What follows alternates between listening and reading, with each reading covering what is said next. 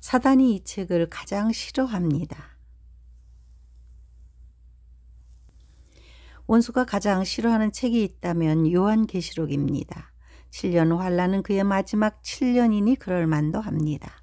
그의 마지막을 알려주는 이 책에서 1000년간 무저갱에 감금되고 그 후에는 불못에서 영생을 보낼 것이고 그의 결말이 만천하에 공개되었으니 자존심이 상합니다.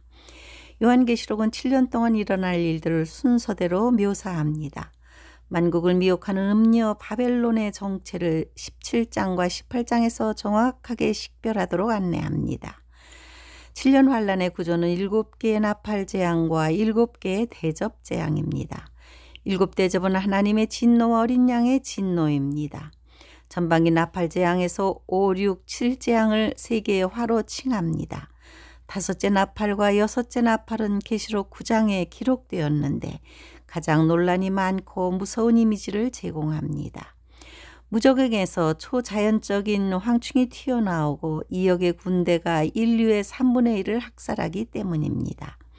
1004개의 나팔 재앙을 설명하는 데 단지 6개의 구절만 필요했지만 다음 두 재앙에서는 21구절을 할애합니다. 첫째 화와 둘째 화의 재난이 가장 심각함 때문입니다.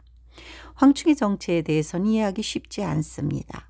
무저갱은 천사들의 감옥입니다. 이곳에 갇힌 천사들은 하늘에서 반역한 악마의 군대라는 견해가 있습니다. 5째 천사가 나팔을 불매 가 보매 하늘에서 땅에 떨어진 별 하나가 있는데 그가 무저갱의 열쇠를 받았더라. 하늘에서 떨어진 별 하나는 타락한 천사 곧 마귀를 상징하는 것 같지만 우리는 악한 천사인지 선한 천사인지 알지 못합니다. 예수님은 사단이 하늘로부터 번개같이 떨어지는 것을 보았습니다.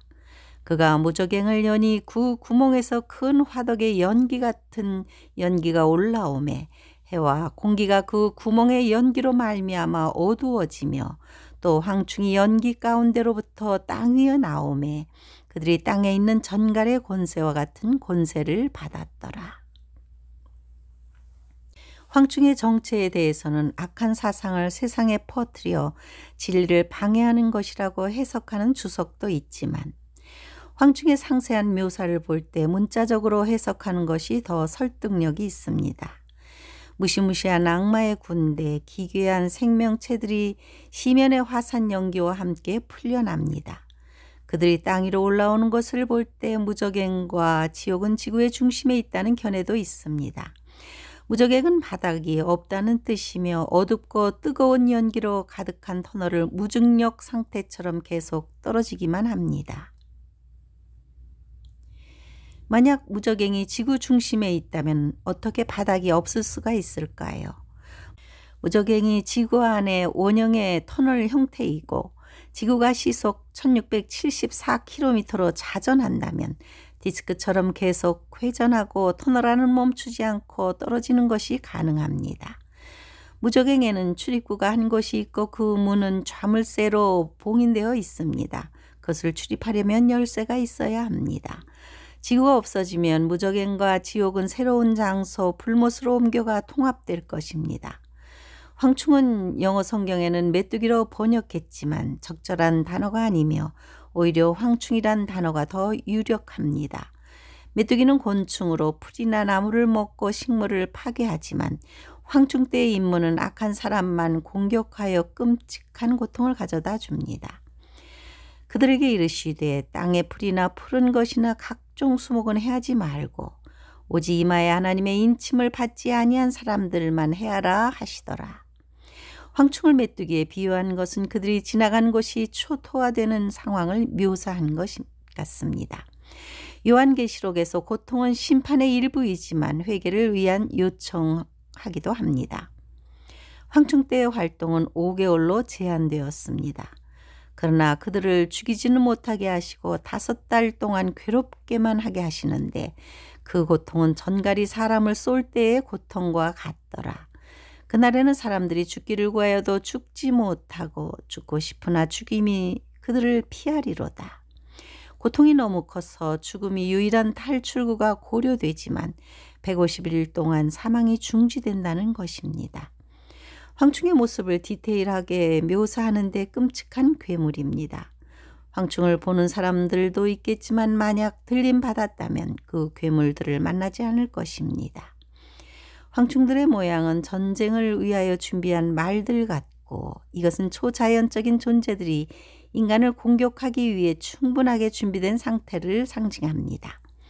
그 머리에 금 같은 관 비슷한 것을 썼으며 그 얼굴은 사람의 얼굴 같고 또 여자의 머리털 같은 머리털이 있고 그 이빨은 사자의 이빨 같으며 특이한 것은 그들이 사람의 얼굴을 하고 있으며 길게 찰랑이는 머리카락과 사자의 이빨이 드러납니다.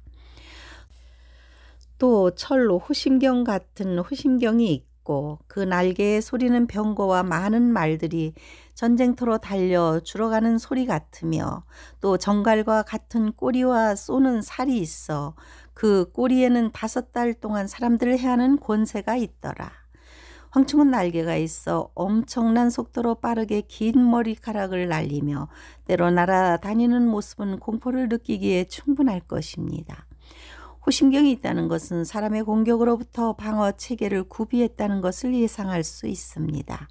황충의 크기에 대해서는 정보를 주지 않지만 정갈에 비교했기 때문에 전갈의 크기로 예상할 수 있지만 정확하게 그들의 크기를 예상할 수 없습니다. 정갈처럼 10cm가 될 수도 있지만 수십 cm나 수미터가 될 수도 있습니다. 타락한 천사들은 아름다운 모습이 변형되어 온갖 더러운 형상으로 변하였습니다. 그들 중 일부는 무저갱에 갇혔습니다. 그들에게 왕이 있으니 무저갱의 천사라. 히브리어로는 그 이름이 아바돈이요 헬라어로는 그 이름이 아블로온이더라. 아폴리온은 무저갱에 갇힌 고위급 천사로 파괴자의 뜻을 가지고 있는데 반역한 천사의 이름이 추가로 공개되었습니다. 아폴리온은 무저갱에 감금되었으니 천사들이 반역할 때 고위급에 속한 천사였을 것이며 그 중에 4천사는 유브라데에 결박되어 있었습니다. 황충 때의 두목만 천사로 불리는 것은 황충들은 타락한 천사가 아닐 수도 있습니다. 만약 황충들이 천사가 아니라면 5개월의 수명을 가진 후에 죽을 것입니다. 마귀적인 황충 때의 공격에 대해 어떤 주석가는 세계적인 배교를 상징한다고 합니다. 무저갱을 열었다는 것은 타락한 천사들이 외계인으로 위장하여 사람들을 속인다는 가정도 가능하며 엄청난 배교가 일어날 가능성도 있습니다. 그러나 이렇게 해석하기에는 엄청난 배교가 5개월로 제한하는 것은 설득력이 떨어진다는 문제입니다. 초자연적인 존재가 인간의 역사에 개입할 수 있을까요? 노아의 시대에 하나님의 아들들이 사람의 딸들과 결혼하여 네피림이라는 거인을 낳았다고 합니다. 에녹서에 의하면 감시자의 처소를 떠난 천사들의 숫자는 200명이며 사람들에게 금지된 지식들을 전수했습니다. 유다서에 의하면 그들은 큰 날의 심판까지 결박되어 흑암에 가두었습니다. 타락한 천사들의 심판이 7년도 남지 않은 상황에서 그들이 정체를 드러날 가능성도 배제할 수 없습니다. 그런데 하나님의 인치심을 받은 14만 4천 명은 황충의 공격으로부터 벗어난다고 합니다. 마지막 때에 특별히 선택된 14만 4천 명은 12지파에서 선별된 유대인들로 이방 교회는 이미 휴거되었고 하나님의 인침을 받지 못한 사람들은 땅에 남았습니다. 황충재앙이 정확히 무엇을 그리고 누구를 상징하는지에 대한 구체적인 답을 찾기는 어렵지만 환란에 남은 사람들은 그것들과 조우할 것이 분명합니다. 5개월 후에 이제 단지 첫째 화가 지나갔을 뿐이라고 말합니다. 재앙이 끝난 것이 아니라 2개의 화가 더 올 것이라 경고합니다. 첫째 화는 지나갔으나 보라 아직도 이후에 화 2이 이르리로다. 7년 환란에서 전반기 환란도 절대 만만치 않다는 것을 보여줍니다. 심판의 강도가 점점 강해질 것입니다.